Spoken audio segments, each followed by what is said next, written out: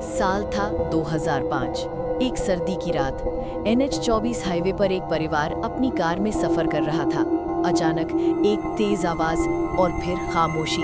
एक भयानक सड़क हादसा। रेस्क्यू टीम जब पहुंची तो हैरान रह गई। गाड़ी बुरी तरह से पिचक चुकी थी और ड्राइवर सीट पर एक आदमी का शव, लेकिन उसकी आंखें खुली थी और उनमें डर साफ दिख रहा था, जैसे वो अभी भी कुछ देख रहा हो। उस रात के बाद उस हाईवे पर रात में कई लोगों ने अजीब चीजें देखी। किसी को अपनी गाड़ी के पीछे एक काली परछाई दिखती है। कोई कहता है कि उसे ड्राइवर सीट पर वही खुली आंखें दिखती हैं जो किसी को अपनी मौत का मंजर दिखा रही हूँ।